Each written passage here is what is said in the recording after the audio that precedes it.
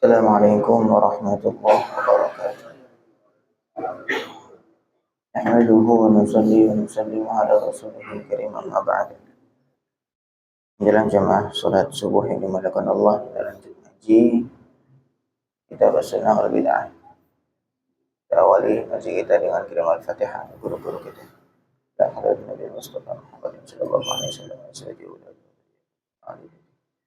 Meyakinkan dia orang Rasul alaihi wasallam. Syekh Nasr bin Abdullah Syekh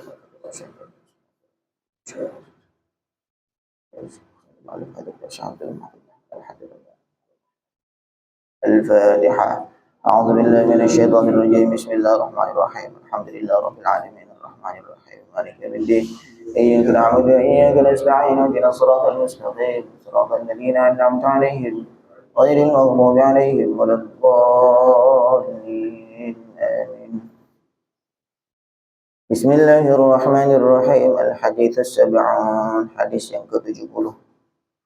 Rawa Abu Dawud, telah meriwayatkan Abu Dawud fi sunanihi, dalam kitab sunannya, Sunan Abi Dawud, an Aisyah, dari Sayyidah Aisyah, qalat, dia berkata, lamma qadima Rasul, ketika Rasul datang, min ghazwati Tabuk, dari perang Tabuk, atau Khaybar, atau perang Khaybar.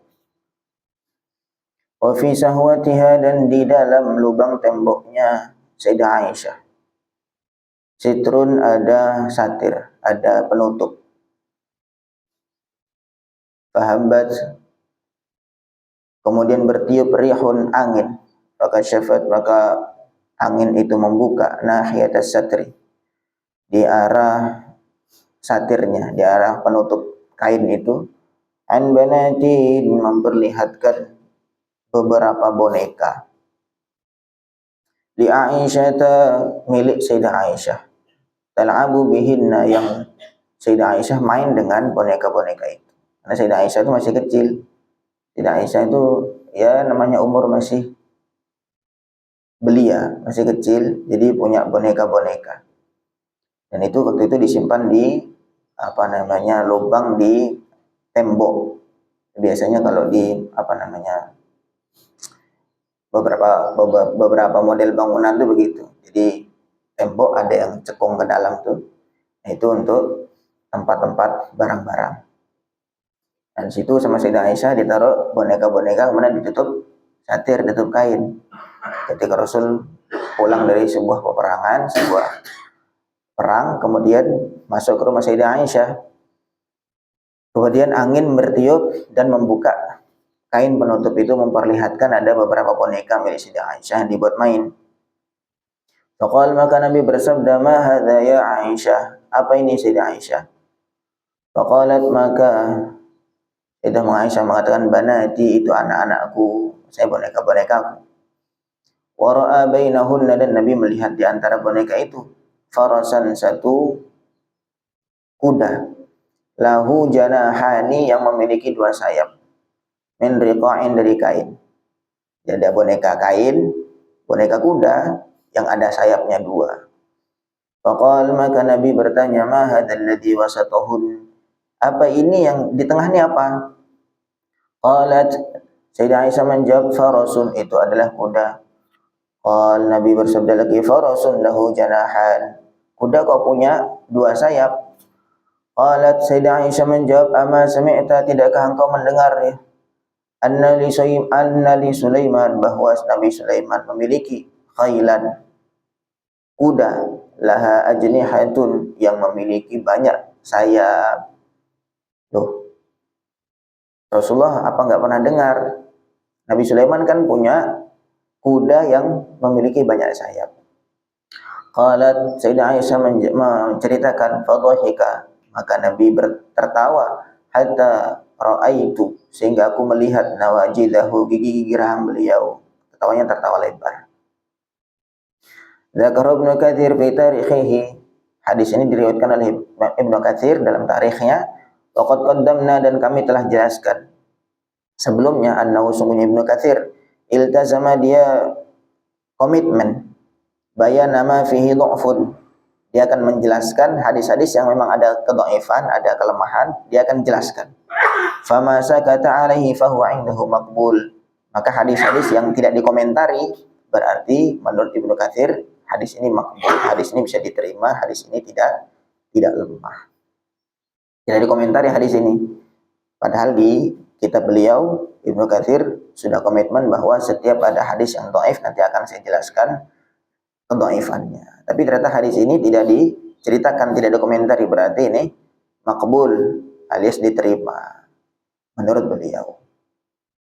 Hadis yang ke-70 ini menceritakan Nabi itu ya memang longgar ya, di beberapa sisi kehidupan tuh longgar. Termasuk Sayyidah Aisyah punya boneka-boneka yang memang digunakan tuh sebagai mana-mana untuk bayi-bayi, melatih jiwa keibuannya seorang wanita. Maka diperbolehkan tuh main boneka-boneka. Bahkan termasuk di sini ceritakan bahwa di antara bonekanya ada yang bentuk kuda yang ada sayapnya. Itu kan istilahnya bentuk yang tidak nyata sebenarnya. Bentuk yang tidak nyata. Sampai Nabi tanya, masa kuda punya sayap? Tapi dijawab sama Sayyidah Aisyah, loh Nabi Sulaiman kan punya kuda yang sayapnya banyak. Guyon. Bahkan Nabi tertawa dengan hal ini. Maknanya Nabi melonggarkan. Nabi tidak memerintahkan kamu ini buat main, enggak. Tapi Sayyidah Aisyah punya sendiri. Kemudian ketika Nabi melihat bahwa hal tersebut tidak bertentangan dengan syariat, maka Nabi memperbolehkan, mengizinkan hal tersebut. Termasuk diantaranya adalah boneka ini. Wallahu a'lam. Al-haditsul wahid was-sab'un, hadis yang ke-71. Ini agak banyak bacanya. Bagian bab ini kita akhiri insyaallah, mudah-mudahan bisa selesai. Rawi Ibnu Hibban telah meriwayatkan Ibnu Hibban fi sahihihi an Zaid bin Thabit annahu qala. Zaid bercerita, amarona Rasulullah sallallahu alaihi wasallam, Nabi memerintahkan kepada kami an nusabbiha, untuk bertasbih fi duburi kulli salatin, di setiap selesai salat, 33 sebanyak 33 kali. Allahu akbar. Wa nahmada 33, dan kami bertahmid, supaya kami bertahmid 33 kali. Wa nukabbiru 34, kami bertakbir 34 kali.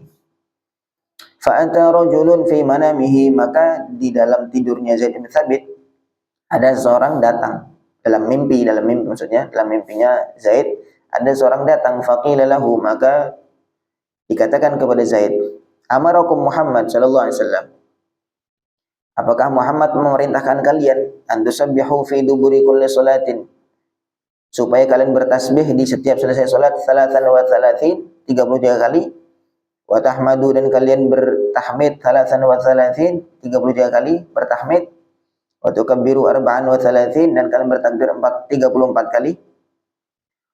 Zaid bin Thabit menjawab, na'am, iya, dalam mimpinya ini. Maka si laki-laki itu mengatakan, ij'aluha 25, coba kamu jadikan jumlahnya itu jangan 33 kali, tapi 25 kali.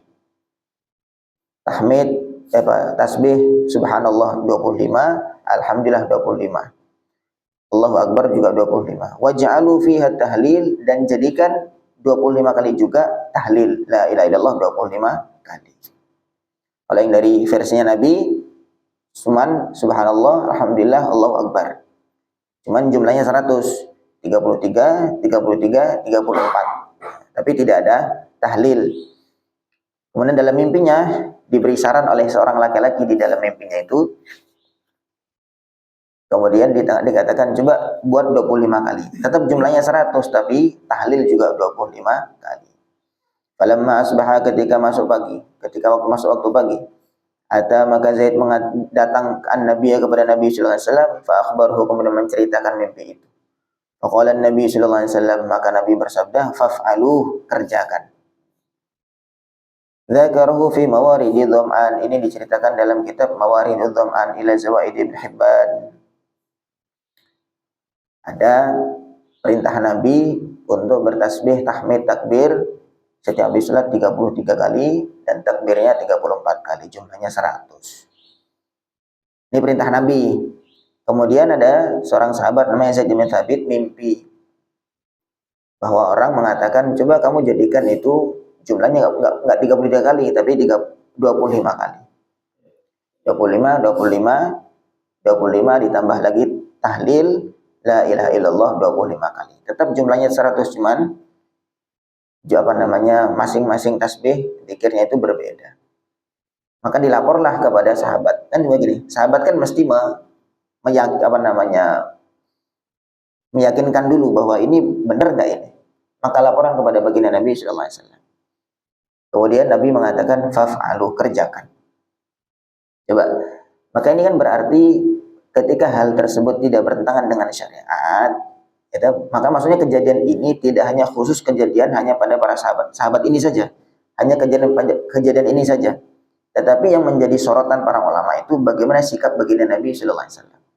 Ketika hal tersebut tidak bertentangan dengan syariat, maka beliau terima. Jadi bukan ini kan khusus itu saja. Kalau hal lain tidak boleh, bukan begitu. Para ulama-ulama usul itu, ulama-ulama orang yang memahami hadis tidak demikian. Al-ibrah fi umumil lafzi la bi khususis sabab. Al-ibrah fi umumil lafzi la bi khususis sabab. Jadi yang dipegang, yang menjadi kaidah itu adalah umumnya lafaz. Ketika konteksnya itu adalah hal yang baru, tidak diperintahkan oleh baginda Nabi Shallallahu Alaihi Wasallam, tapi tidak bertentangan dengan syariat, masih sama-sama ada dalil utama, dalil dasarnya, yaitu zikir, ya ayyuhalladzina amanu dzkurullaha dzikran katsira. Orang beriman, zikirlah kalian kepada Allah dengan zikir yang banyak. Nah, banyak itu berapa? Ya kan masing-masing orang punya standar banyak sendiri-sendiri. Baginda Nabi SAW memberikan satu istilahnya standar beliau untuk memudahkan umat, masing-masing setiap habis sholat 33 kali. 33 kali. Apakah boleh merubah itu? Mau zikirnya 100 kali atau zikirnya 1000 kali? Boleh apa enggak? Karena kan 1000 juga banyak, 33 juga banyak kalau dibandingkan 10, kan begitu. Nah 100 juga banyak dibandingkan 33 kali. Nah, itu boleh-boleh saja karena masih ada dalam koridor syariat dan masih ada dalil yang sama, walaupun tidak spesifik sama dengan apa yang dikerjakan baginda Nabi sallallahu alaihi wasallam. Fahadhihi wahidun wa sab'un, maka ini ada 71 hadis kama taraha, sebagaimana kamu lihat, mustaw'ibatan, yang mengandung jami'a anwa'il ibadat, seluruh macam-macam ibadah. Dari awal hadis pertama sampai 71 macam-macam, ada yang tentang ruqyah, ada tentang jumlah zikir, ada tentang boneka, ada tentang memahami sabda Nabi, perintah Nabi yang bermacam-macam. Wa bi imkanina an nazida, sebenarnya memungkinkan saja untuk kami menambah. Lau tatabba'na tatabbu'at tam, seandainya kami mengorek lagi, meneliti lagi dengan penelitian yang lebih sempurna, lima aqarrahu Rasul, terhadap apa-apa yang ditetapkan oleh baginda Nabi sallallahu alaihi wasallam. Kalau kita mau nambah lagi hadis-hadis yang semacam ini, mampu sebenarnya. Kalau kita teliti lebih dalam lagi kitab-kitab hadis. Walakinnana aradna al-iktifa bihadzal qadar. Tetapi kita merasa cukuplah 71 ini saja. Li'annahu, karena itu, yuwaddihu, menjelaskan thariqat Rasul sallallahu alaihi wasallam, caranya Rasul sallallahu alaihi wasallam, wa sunnatahu, dan sunnah beliau, fi qabuli ma yahdutsu minal khair, dalam menerima apa-apa yang baru berupa kebaikan, al-muwafiq li syariatihi, yang sesuai dengan syariat beliau. Jadi sunnahnya Nabi dalam menerima hal-hal baru yang sesuai dengan syariat beliau itu seperti apa? Itulah tujuan kami menulis hadis-hadis ini.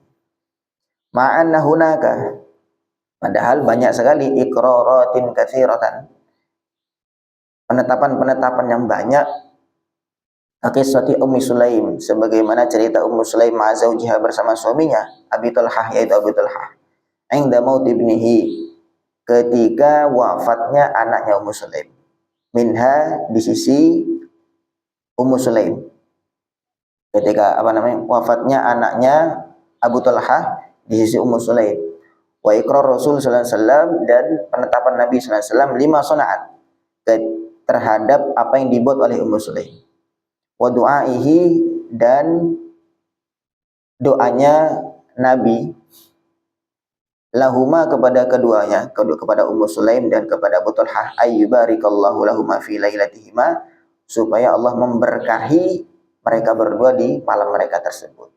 Jadi ceritanya Abu Talha itu lagi keluar entah kerja entah apa, pokoknya sedang keluar dan dari rumah. Kemudian Muslim punya anak, ya mereka berdua punya anak, dan ternyata anak ini wafat, sakit kemudian wafat.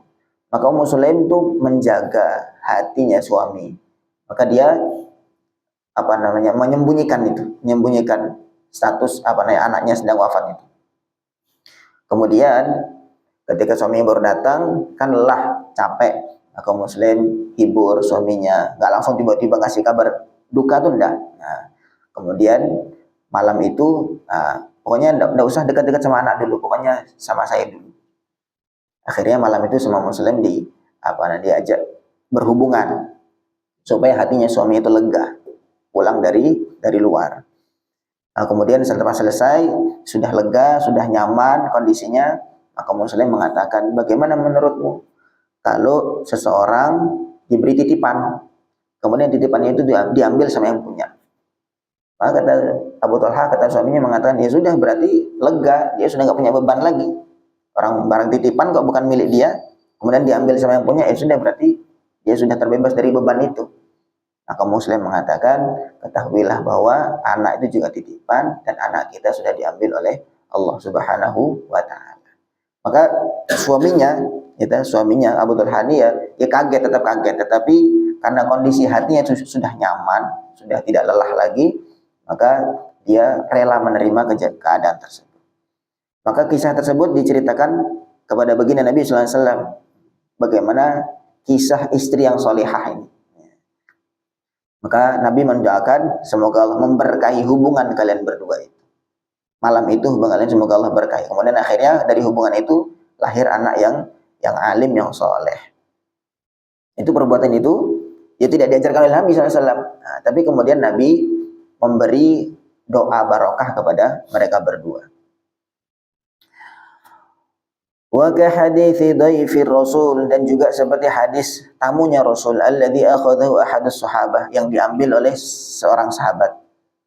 Wa atharuhu, dan sahabat itu mengutamakan tamu itu ma'a zaujatihi, dia bersama dengan istrinya, bil asya, mendahulukan atau mengutamakan untuk makan malam. Wa allalu, dan mereka memberi minum as-sibyan, anak-anak. Wa atfa'u siraja, dan mereka mematikan lampu, mematikan pelita, mematikan lilin. Wa auhamuhu, dan mereka memberikan kesan annahum, bahwa mereka ya'kuluna ma'ahu, makan bersama tamu itu. Wa qaulir Rasul sallallahu alaihi wasallam, dan sabda Nabi sallallahu alaihi wasallam, laqad ajiballahu min sani'ikuma, sungguh Allah telah ajib, Allah senang terhadap perbuatan kalian berdua. Ada seorang sahabat, Nabi biasa datang tamunya baginda Nabi sallallahu alaihi wasallam. Kemudian baginda Nabi kalau ada datang tamu, ya beliau mesti menjamu. Tapi kadang-kadang Nabi nggak punya jamuan di rumah itu. Makanya menawarkan kepada sahabat-sahabat, coba siapa yang mau jamu tamu saya ini? Akhirnya ada seorang sahabat, ya saya siap ya Rasul. Maka dibawalah ke rumah. Si seorang sahabat tanya kepada istrinya, ada makanan apa di rumah? Ada sih makanan sedikit tapi hanya cukup untuk kita saja dan anak-anak. Gimana? Udah, coba gini, anak-anak kasih minum aja biar kenyang, suruh tidur, kemudian kasih tahu bahwa ini ada tamunya baginda Nabi Shallallahu Alaihi Wasallam. Itu malam-malam, malam-malam. Maka anaknya dikasih minum supaya agak kenyang, minum saja nggak makan. Dikatakan bahwa ini adalah tamunya baginda Nabi Shallallahu Alaihi Wasallam, kita utamakan. Akhirnya waktu dihidangkan makanan, nanti kamu pura-pura matikan lampu, kemudian pura-pura ikut makan, kunyah-kunyah, sehingga si tamu itu tidak sungkan, dia merasa tuan rumah ikut makan juga, padahal nggak makan sama sekali satu keluarga itu, supaya tamu ini makan dengan kenyang. Akhirnya Nabi tahu cerita tersebut, Nabi mengatakan, laqad ajiballahu min sani'ikuma, Allah senang dengan perbuatan kalian berdua. Wa iqrari Rasul sallallahu alaihi wasallam, dan penetapan Nabi sallallahu alaihi wasallam liman shalla khalfahu, terhadap orang yang salat di belakang Nabi, minas sahabati, dari para sahabat, fi salatin nafilah, di salat sunnah. Salat sunnah itu ya umumnya orang sendiri-sendiri sholat sunnah. Tetapi kemudian ketika Nabi sholat sunnah, ada tiba-tiba sahabat yang datang bermakmum kepada baginda Nabi SAW. Kemudian Nabi diamkan saja, dibiarkan saja. Wa fihi 'iddatu ahadits, dan masih banyak lagi ada beberapa hadis fi sahihi, dalam hal ini, dalam hal salat sunnah ini, bermakmum dalam salat sunnah ini, ada beberapa hadis fi sahihi wa ghairihi yang statusnya sahih dan selain sahih.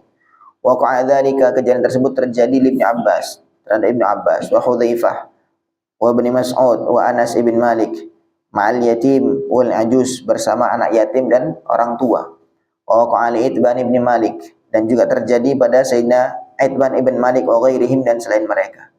Fahadhihi, maka ini semua aktsar min sab'ati ahadits, lebih dari 7 hadis, fiha, yang di dalamnya iqraratun, ada penetapan, ada ikrar, aidon, juga dari baginda Nabi sallallahu alaihi wasallam, tuqaribu ma'ama sabaq, kalau dijumlah sama yang lainnya tadi, yang sebelum-sebelumnya, sama nina haditsan, mendekati 80 hadis. Jadi hadis-hadis yang disebutkan redaksinya ada 71. Nah, kemudian yang sedikit-sedikit yang bagian terakhir tadi, bagian konteks-konteksnya saja, gambaran secara umumnya saja, ada lebih dari 7 hadis. Sehingga mungkin kalau jumlah sudah mendekati 80 hadis. Wa hadzal adad, maka jumlah ini yujawizu, telah melewati at-tawatur al-ma'nawi, mutawatir ma'nawi. Alladzi tattafiqu alaihi kullu hadhil hadis, yang mana hadis tadi semua sepakat dalam kemutawatiran ini, ya, wa huwa annahu sallallahu alaihi wasallam yuqirru kulla khairin, beliau menetapkan, membolehkan setiap segala kebaikan, uhditha, yang dibuat baru. Kalau maksudnya baru itu tidak diperintah oleh baginda Nabi sallallahu alaihi wasallam. Idza lam yakun mukhalifan lil masyru', ketika hal itu, perkara baik itu tidak bertentangan dengan yang masyru', yang disyariatkan. Hadza huwa hadyuhu, inilah petunjuk baginda Nabi sallallahu alaihi wasallam. Wa hadhihi sunnatuhu wa tariqatuhu, dan inilah sunnah Nabi dan jalannya Nabi. Wa minha, di antaranya, wa minha, dari kesimpulan yang tadi dari hadis-hadis kemudian yang banyak itu, qarrara, telah menetapkan ulama kita, takhsis haditsil bid'ah, mentaksis,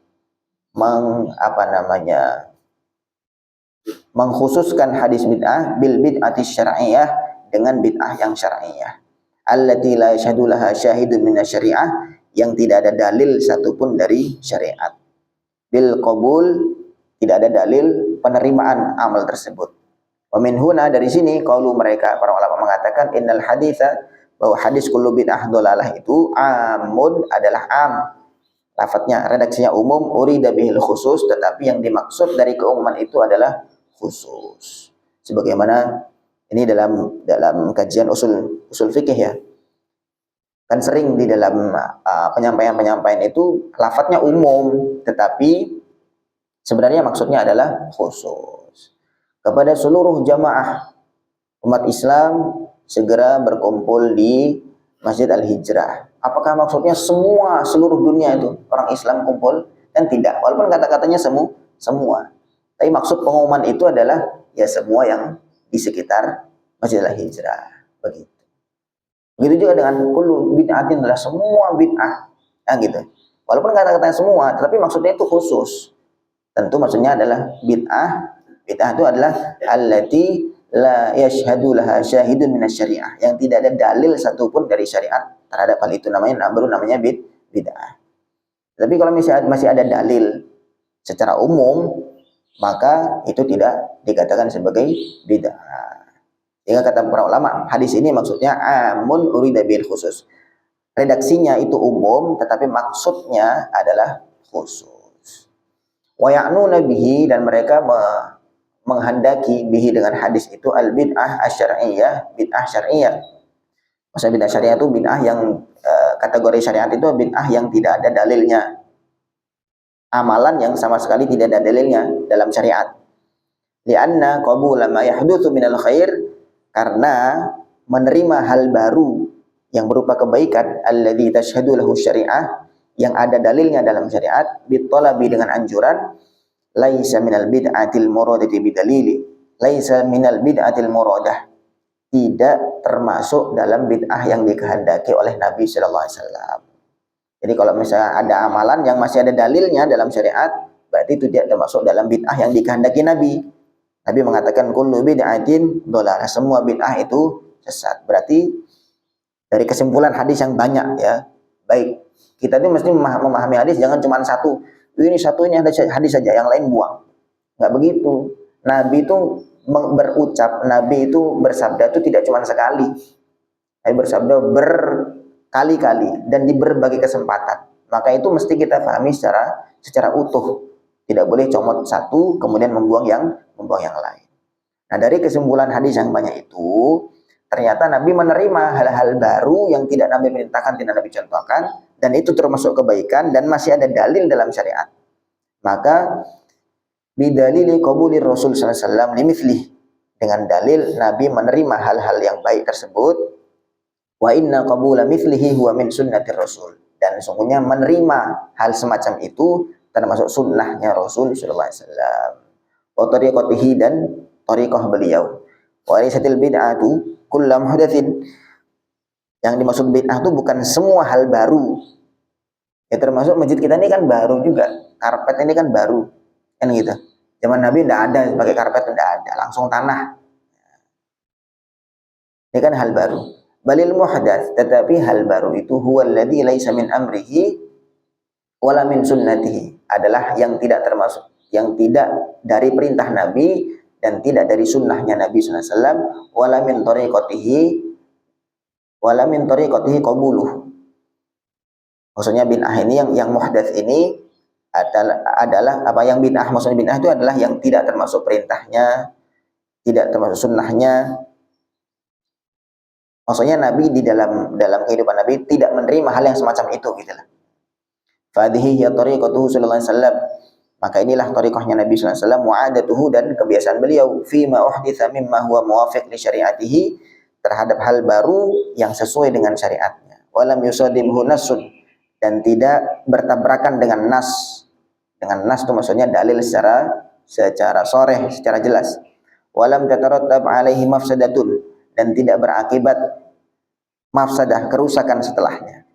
Waman yaqul bi umumil bid'ah, barang siapa mengatakan bid'ah itu semuanya umum, enggak ada terkecuali sama sekali, likul lima yahdits, semua hal baru, faqad khalafa sunnat Rasul sallallahu alaihi wasallam, maka berarti dia menyelisihi sunnah Rasul sallallahu alaihi wasallam.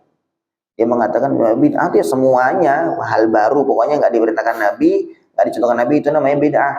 Oh, berarti dia sendiri bertentangan dengan sunnahnya Rasul sallallahu alaihi wasallam. Kan begitu konsekuensinya. Karena di antara sunnahnya Rasul, di antara cara yang dicontohkan Rasul SAW adalah menerima hal baru walaupun tidak Nabi contohkan, tidak Nabi perintahkan. Qat'an, secara pasti. Lianna dalil, karena dalil itu ala iradatil khusus qat'iyyun, karena dalil itu jelas sekali, maksudnya adalah khusus. Kama ra'aita, sebagaimana kamu lihat. Wa tariqatuhu sallallahu alaihi wasallam, dan itulah tariqahnya Nabi sallallahu alaihi wasallam, wa hadyuhu wa 'adatuhu, dan petunjuk beliau dan kebiasaan beliau, fi ma yahdutsu minal khair, terhadap apa-apa yang terjadi baru dan itu merupakan kebaikan. Wa qad qala, dan Nabi bersabda, alaikum bisunnati, peganglah oleh kalian sunnahku. Ini sebenarnya kalimat-kalimat yang mirip-mirip saja ini, diulang-ulang. Intinya ya seperti itu. Intinya tidak bisa kita katakan, walaupun kata-kata itu kullu bid'atin, semua bid'ah itu adalah sesat, tetapi maksudnya adalah sebagian. Karena dalam kajian usul fikih nanti bahwa gaya bahasa itu nanti dibahas begitulah. Sebagaimana kita nanti mengatakan semua orang Islam, semua umat Islam berkumpul di Masjid Al-Hijrah, maksudnya bukan berarti seluruh umat Islam yang ada di dunia, tetapi maksudnya khusus umat Islam yang di Jamaah Al-Hijrah, demikian. Walaupun itu kata-katanya umum, oh ini kan umum berarti semuanya. Tidak begitu, tidak demikian. Dan ini dijelaskan, Nabi kan mengatakan kullu bid'atin, ternyata prakteknya Nabi SAW banyak Nabi menerima hal-hal baru ketika ketika hal tersebut tidak diperintah Nabi, tidak dicontohkan oleh baginda Nabi Shallallahu Alaihi Wasallam. Ya Allah, ya sudah sekitar 30 menit, masih lumayan, masih setengah lagi. Insyaallah mungkin pertemuan berikutnya kita akhiri. Jadi kurang lebih itu ya. Jadi sudah sekian puluh hadis menjelaskan bahwa hal baru itu tidak serta-merta langsung dikatakan bid'ah yang tidak ada dalil. Kita mesti berhati-hati menyatakan bahwa ini adalah bid'ah yang dolalah yang tidak termasuk dalam syariat. Jangan-jangan kita karena memang kita nggak tahu dalilnya saja gitu. Jangan-jangan karena kita nggak tahu dalilnya saja. Zikir kok goyang sana goyang sini begitu. Jangan-jangan karena kita nggak tahu dalilnya saja, karena kita nggak pernah baca, nggak pernah mengkaji, kemudian tiba-tiba langsung kita mengatakan itu bid'ah. Kan begitu. Nah, maka betul-betul misalnya ini menjadi pengetahuan untuk kita bahwa tidak semudah itu mengatakan sebuah amal itu adalah bid'ah. Wallahu a'lam. Ada yang bertanya?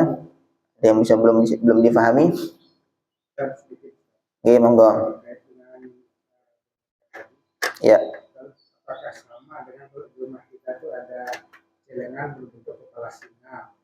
Ya. Atau kita memajang foto-foto orang? Oke. Baik, terima kasih. Apakah sama terkait boneka tadi dengan boneka-boneka yang ada sekarang, misalkan begitu ya, bentuk kepala singa atau yang segala macamnya. Ini terkait surah, terkait gambar, itu memang para ulama itu khilaf. Saya berbeda pendapat. Ada yang mengatakan boleh, ada yang mengatakan tidak boleh. Kalau makhluk hidup itu utuh, makhluk hidup itu utuh, misalnya orang gambarnya utuh, itu tidak boleh. Termasuk diantaranya foto, gitu. Foto itu para ulama sebagian besar mayoritas mengatakan itu tidak boleh, tidak boleh. Nah sebagian lagi mengatakan kalau itu fotonya orang soleh yang mengingatkan kita kalau misalkan kita melihat dia jadi tambah semangat untuk ibadah karena kita melihat langsung ingat perjuangannya, langsung ingat amalannya dan sebagainya. Itu sebagian mengatakan juga boleh. Nah, terkait boneka-boneka juga mirip sama.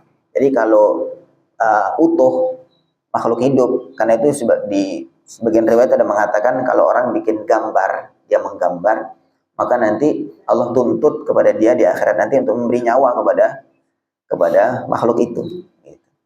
Kalau dia berbentuk makhluk hidup yang sempurna.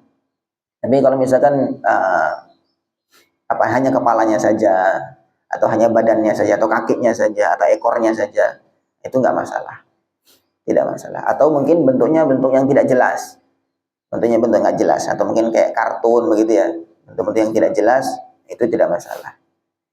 Memang ini masalah khilaf, masalah perbedaan pendapat di kalangan para ulama. Untuk hati-hatinya gambar, foto itu bagusnya tidak dipajang. Kalau bagus kita simpan di album, kalau kita mau lihat maka nanti lihat di album, di foto album. Karena yang memajang gambar itu khilaf ya. Sebagian menjelaskan begini, kalau itu terpajang mungkin di kaos, di baju atau ditempel di tembok itu tidak boleh. Tetapi kalau itu dihamparkan kayak jadi keset atau semacamnya begitu, maka itu tidak apa-apa. Memang panjang khilafnya terkait gambar ini. Terkait gambar ini. Ini kan istilahnya hadis satu. Kemudian kesimpulan dari hadis itu kan dibahas oleh para ulama. Nah, kesimpulan itu memang panjang. Nah, kita bisa ambil pendapat yang mana yang yang itu diakui kebenarannya. Wallahu a'lam. Ada lagi? Jadi terkait kayak tadi kayak celengan-celengan begitu ya diperbolehkan, tapi kalau bisa tidak dipajang gitu saja ya, disimpan di dalam yang tidak terlihat.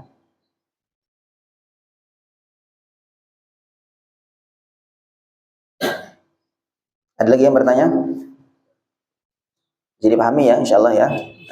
Ini sekian puluh hadis pembahasannya mirip-mirip saja. bahasanya diulang-ulang saja.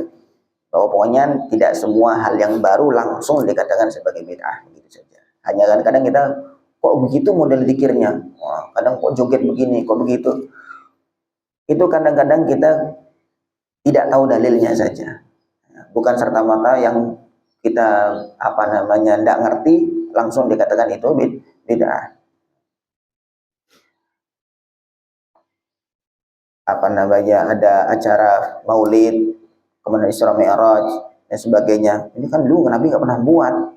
Iya juga ya. Nah, karena ketika orang-orang yang awam yang nggak ngerti tentang kajian hadis, tentang dalil, mudah sekali termakan hal tersebut. Gitu. Contoh itu ya Nabi. Ya. Kalau Nabi nggak contohkan, ya berarti itu tidak benar begitu. Itu kan kelihatan nampaknya seperti benar gitu. Katakannya seperti benar. Kamu ngikut Imam Syafi'i apa ikut Nabi? Kalau ikut Nabi ya sudah, baca hadis ya itu ikuti sudah. Imam Syafi'i itu kan manusia yang ulama bisa salah, kalau Nabi kan nggak mungkin salah. Itu seakan-akan kata-kata itu benar, seakan-akan. Gitu. Tetapi itu keliru besar, keliru besar. Sebagaimana sebagaimana kita ikut sama dokter tuh loh. Nah, itu sama dokter. Kita kan bisa baca juga, kita kan bisa baca aja langsung resep-resepnya atau komposisi bahan obat-obatnya itu langsung buat aja sendiri. Ngapain kok ke apoteker, ngapain kok ke dokter? Kan ilmu yang murni itu ya ilmu yang dari tulisan-tulisan yang di jurnal-jurnal itu. Nah, kita baca aja langsung disacik sendiri. Nah, ini memahami seperti itu. Jadi yang memahami hadis-hadis Nabi, praktek-praktek Nabi dan para sahabat ya para ulama itu. Imam Syafi'i dekat jaraknya dengan mereka, termasuk beliau tabi'in. Allahu Akbar. Karena ini kita ikut mereka. Ikut Imam Syafi'i itu yang berarti ikut mencontoh Nabi SAW melalui pemahaman yang benar. Sebagaimana kita ikut apa kata dokter, yaitu berarti kita mengikuti apa yang di dalam jurnal itu dengan pemahaman yang benar. Kita memang bisa baca jurnal itu, baca itu komposisi obat-obat itu. Tapi kan kita nggak punya pengalaman di dalam menakar, tidak punya pengalaman memahami apa akibat-akibat reaksi-reaksi zat-zat itu. Sehingga walaupun kita sama-sama bisa baca, tapi pemahamannya justru jauh berbeda. Jadi justru yang benar adalah melalui tangga itu. Kita memahami sunnah, memahami hadis itu melalui tangga. Tangganya ya para ulama itu, guru-guru kita menyambung sampai baginda Nabi Shallallahu Alaihi Wasallam. Jadi nggak usah khawatir. Nah, kita tahu agama kalau itu sudah diakui oleh para ulama, maka itu tidak usah khawatir. Nih, insya Allah nih sudah diverifikasi, ini diakui kebenarannya. Walaupun tetap terjadi khilaf, tetap terjadi perbedaan. Kok beda yang sana begini, yang sini begitu. Sebagaimana dalam urusan dunia itu banyak juga terjadi khilaf. Gampangnya kita kan masalah kedokteran lah, gitu. Untuk menangani batuk, bisa jadi obat yang di Indonesia dengan obat yang di Eropa sana bisa jadi berbeda. Kandungannya kan begitu. Terus mana yang bisa kita ikuti? Selama dua-duanya menjalani metode yang benar, maka dua-duanya benar. Begitu dalam kita memahami hadis-hadis dan juga dalil-dalil secara umum. Al-Quran juga demikian. Al-Quran itu dalil umum. Memahami Al-Quran itu tidak bisa langsung kita pahami secara buta. Begitu kita tahu terjemahannya, ini terjemahannya begini, berarti maksudnya begitu. Oh, jauh sekali. Perlu ada kajian-kajian mendalam terkait kesimpulan dari ayat-ayat Al-Quran ataupun hadis-hadis baginda Nabi Shallallahu Alaihi Wasallam. Wallahu a'lam. Semoga bisa difahami ilmu untuk kita dan semoga Allah istiqomahkan kita ngaji. Subhanallah bihamdihi subhanakallahumma bihamdika asyhadu an la ilaha illa anta astaghfiruka wa atubu ilaik. Assalamualaikum warahmatullahi wabarakatuh.